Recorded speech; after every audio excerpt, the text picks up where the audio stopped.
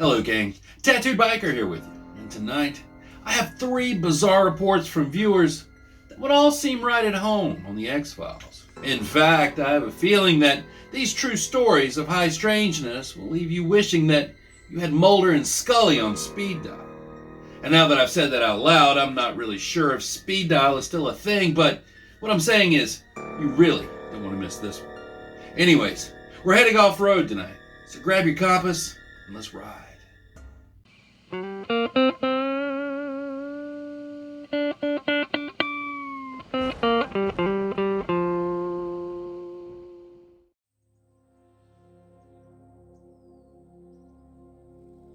Number 1.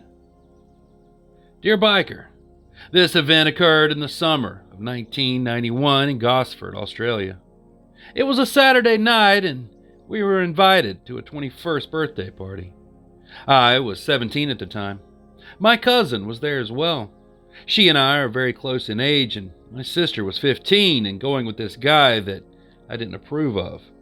Well, he was a thief, an alcoholic, and at least 6 or 7 years her senior, to say the least. On this particular night, he and my sister decided to break into and steal one of the company trucks that he worked for that were used to deliver telephone, white and yellow pages, in and around Sydney. I don't know what the model or make of the vehicle is, only that the truck bed was exposed. So not being aware that they had stolen the truck, they told me they had simply borrowed it, showing me the keys. They both wanted to go for a drive, which I thought was effing stupid, and there was no convincing them not to. Also, I didn't mention that in our company there was a 13-year-old boy who I'll call the kid, and we were all responsible for him, and I definitely felt responsible. We all left the party, my cousin, my sister, and her boyfriend, who all jumped in the cab while the kid and I climbed up into the truck bed. There was a tarp attached so we could hide underneath and stay out of sight. Making sure we were both in a safe position behind the cab, that was pretty stupid, not to mention dangerous, which we'll find out soon enough. Over an hour had passed, stopping every now and then so that my sister could take over the driving.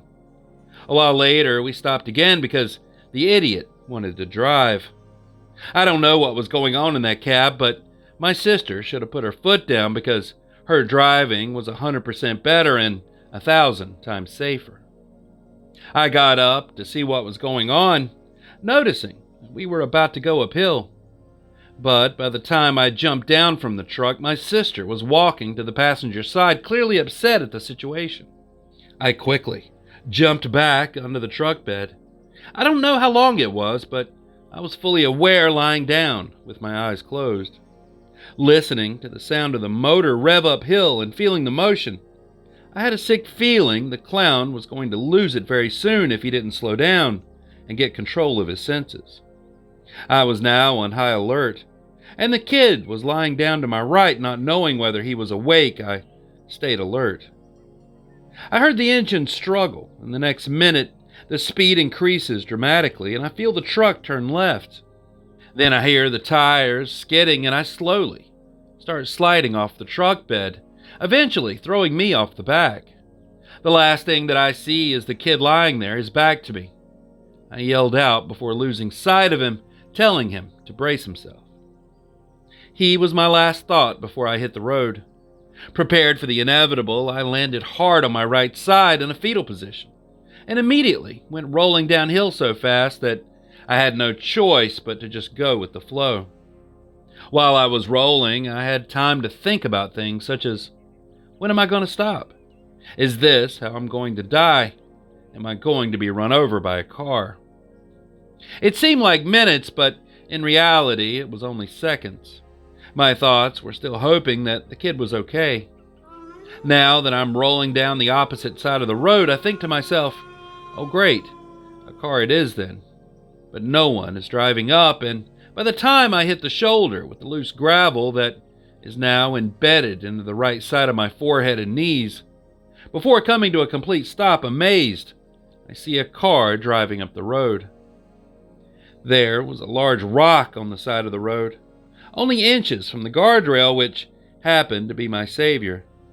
As soon as I hit it, I raised myself up off the side of the road, breathing out any aches and pains. Looking up, I was amazed to see how far down the road I was. I saw the right-hand side of the truck slammed up against the guardrail. I could hear my sister or my cousin kicking desperately at the passenger door.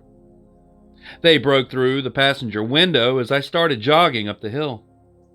My cousin was the first one out, calling out to me. I could hear the distress in her voice, and I asked her, "Where's the kid?" Immediately, she started calling out to him, while my sister stepped down from the truck. He didn't or wouldn't reply to any of their calls, and I started to panic and imagine the worst. I increased my speed, and I ran directly to the side of the road and looked out into the darkness, realizing we were on a mountain, not a hill.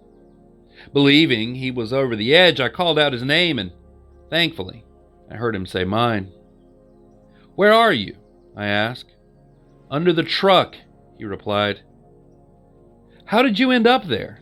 I asked incredulously. I didn't know, but I think my kneecap is broken, he replied.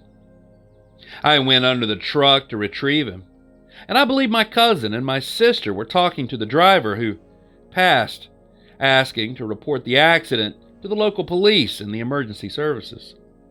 I helped the kid sit comfortably on the guardrail just in front of the truck. Exhausted, I laid down on the side of the road to try and get some rest. My cousin sat with me. Allowing my head to rest on her lap, I told her that I was tired and just needed to sleep for a while. My cousin, fearing that I wouldn't wake up, started to cry and shake me, insisting that I stay awake. I moaned at her to just let me be, but she wouldn't. I sighed and opened my eyes to let her know that I was listening. I knew where the kid was, but my sister was another story. I lifted my head up and I could see her and her boyfriend leaning up against the front of the truck. I settled back down, wondering, would he ever take responsibility? If there was ever a chance for him to change the way I felt about him, this was it. Minutes later, I heard the sirens. I'm not sure how many ambulances arrived at the scene or how many cops attended. I do know that I was well taken care of. My cousin gave the attendance room to do their thing, and they insisted I wear a neck brace. Reluctantly, I let them place it around my neck. For a time, I was laying there alone, waiting. I called out to my sister and asked her where her boyfriend was. She replied, "I'm sorry, sis, but he took off." To say that I was pissed would be an understatement. "Sorry, sis. He's F now." "I know," she replied, but she didn't. Looking up into the night sky, I thought to myself, what was he thinking? Where would he run to? What made him think that running would better this situation? And a few other colorful thoughts that I prefer not to put in writing. He only had two options, and neither of them were great choices. While pondering all this, I realize I'm not alone, and I see two large shadows standing near my feet on either side. I don't know who they were, but they had my attention. Silent and motionless, they just stood there, like two sentinels on guard looking down at me. I was more surprised and curious than I was afraid, and I thought to myself, who are you? And why are you here? Then suddenly, a darker and much smaller shadow appeared before my eyes. Now picture this. Imagine you're laying on your back with a starry night as your background, and an entity in the form of a small person that's as black can be suddenly appears from behind you and is bending over you with its eyeless head merely inches away from your face. You can't see it smiling, but you can feel it, as if it were forming on your own face. Now imagine that not only are you familiar with this entity, but you are that entity. Smiling inwardly, I knew exactly what it wanted. Vengeance, punishment, and accountability. I knew it as well as I knew myself also, knowing deep down that it was inevitable. One side of me felt sorry for my sister's boyfriend, while, on the other hand, it just waited patiently for me to give it the go-ahead. Well, What are you waiting for?" Reluctantly, I gave my permission. I was left lying there alone, and my sister and my cousin, I assumed, were standing by the truck, so I called out to my sister. Fast forward to the hospital, which was in Gosford, New South Wales. The doctor and the nurses fussed over my injuries, cutting off the straps of the white overall shorts I wore, which I thought was unnecessary, leaving my t-shirt in one piece. I guess they were just being thorough and wanted to make sure there were no broken bones. I was so upset about the overalls that I thought it couldn't get any worse until the doctor started picking the gravel out of my head. The nurses were working on my knees, which I could handle, but the sound of metal and gravel on the bone within my head was on another level. It was quite an unnerving feeling that sent shivers coursing through my body. When that was over, I was moved to another room, and I lay there, stewing over my damaged overalls. I recall seeing my sister and my cousin earlier, and I started to worry as I hadn't heard or seen the kid since leaving the scene of the accident. I thought that I was alone in that ward, so I called out to anyone who could be listening, asking about where the kid was. Surprised but pleased, I hear his voice coming from behind the curtain that separated our beds. I relaxed and asked how he was doing. I also asked him if his mother knew what had happened, telling him she would never let him out with us again and that I really couldn't blame her. He told me that she was on her way, which was at least a 2-hour drive back in those days. My sister and my cousin returned, letting me know that they were talking to the police. I just laid there silently listening and keeping my thoughts to myself. They told me to expect a visit from the officers, and I could sense my sister was hiding something from me, and my cousin's silence magnified my resolve. Looking up at them from the hospital bed, I nodded, and they both left. Seconds later, the officers walked in. Being a typical teenager, I didn't respect authority and lacked appreciation for the job that they had to do, giving them the evil eye as they entered. As soon as they started talking, I looked away from them, ignoring anything that they had to say. One officer, realizing they were getting nowhere, asked inquisitively, "Did you know that the truck was stolen?" Now they had my attention. Angry wouldn't even come close to describing how I felt when I heard those 7 words. I immediately spun my head around to look directly at them, and I could feel the scowl on my face and see the satisfaction in theirs. They now had my full attention. They told me everything that they knew, and I mean everything. Right down to the fact that not only did they steal the truck, but they stole cash, and a lot of it. I wasn't really surprised. It wasn't the first time they'd done something so stupid and selfish. I kept that knowledge to myself. All they wanted to know was, who was the driver? I told the officers exactly who he was, where he lived, and who he was living with. I don't think they expected that much information, and nor did I care. Not only was he a thief, he turned my sister into one. He was a coward. He should have stayed by our side instead of running away and taking responsibility for his actions. Once the officers got the details they needed, they left, and I lay there, talking to the kid not once, regretting what I had just done. My sister and my cousin walked back in, and I informed them both of what I had told the police. My sister wasn't happy, and I told her I didn't care how she felt. She was worried about her boyfriend, and she should be.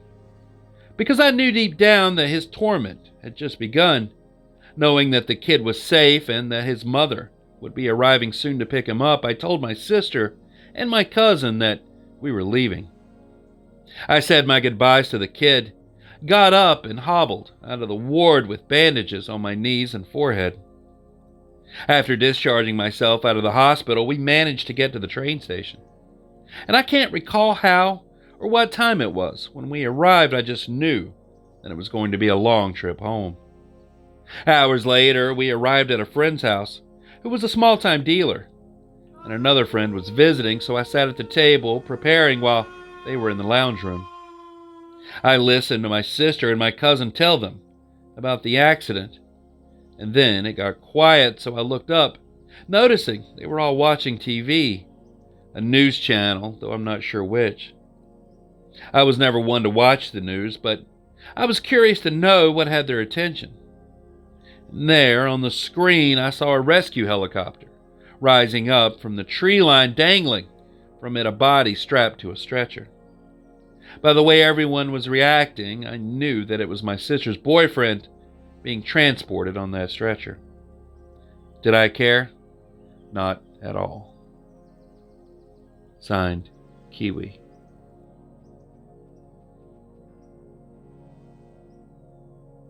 Number 2. Hey, Tattooed Biker. My name is Dale, and I'm from Oklahoma. I'm 32 now, but in the summer of 2005, when I was 13, I experienced a UFO. My mother's best friend lived in the country part of town in Carnegie, Oklahoma, a very rural town with not a whole lot going on. We would often go visit Sarah, my mother's friend and family, at their house in the country, which is about 10 miles out of town. The house was on their land and property, which stood alone at the end of a quarter-mile-long driveway that came to an end in a teardrop shape in front of their house. The house and land was mostly surrounded by wheat fields on all sides, so you could see pretty far for miles in every direction. On this particular day, Silas, Sarah's son, and my friend, my brother and myself were just playing outside, running around playing tag. When around sundown, I noticed what looked like car lights coming down a road on a hill that you can see from the backyard. Now, normally, the lights would disappear after a few seconds of going down the road, as the road ran adjacent to the house but a mile away from it. For some reason, my intuition kicked in, and I felt very sinister feeling of being watched. I called out to my brother and Silas to come see the car, and they looked at it and thought the same thing I did at first, and then I saw and felt like it wasn't going down the hill, but it looked like it was crossing the wheat field and coming directly at us. We all three sat on a bench in the backyard watching it, as it kept slowly coming closer and closer. For some reason, it felt like time skipped or something, because for some reason I noticed it wasn't going down the hill but coming at us, and I don't know how to explain it, but it felt like it heard my thoughts, or maybe could sense what I was thinking, because as soon as I said, "Oh, it's coming right at us," all of a sudden it was right in front of us, over the wheat field, and was, clear as day, a flying saucer. Literally like the shape from the stereotypical movies. I screamed at my brother and Silas to run, as we all got up and ran towards the front of the house. Never taking our eyes off it as we ran, my brother backed up on the side of the house as we saw the saucer quickly fly over the house and hover, barely out of throwing reach, but still within shooting range. It hovered in a countering motion, as the top spun one way and the bottom spun the other. I screamed for Silas to go inside and get our moms to come out, as my brother stayed outside keeping an eye on it. I kept having this awful feeling like he really wanted to take us, but we ran in time, as the feeling that they wanted something from us kept coming over me. As soon as our mothers came out, and quite literally, as they turned their heads to look up, having never taken our eyes off it, my brother and I watched as the UFO began to rotate different colors beneath it and slowly began rising up. Then we watched this thing literally warp drive itself so fast and far away into the sky that it literally turned into a star in the night sky. The thing took off so fast it left a long after-image glare of light, which we saw catch up and turn into the star. In my personal opinion, after seeing it right before my eyes, I think warp drive speed is a way of pulling yourself in the universe. I don't know how to explain it other than right before the UFO blinked away, it felt like I could see the gravity and stars being pulled like a slingshot, and then the UFO just launched itself into that star. To this day, I still call my brother and Silas to ask if they remember it all, just to make sure I'm not crazy, as I firmly believe that we are being watched by another race of beings with a fine eye. Anyways, that was my experience. Signed, Dale.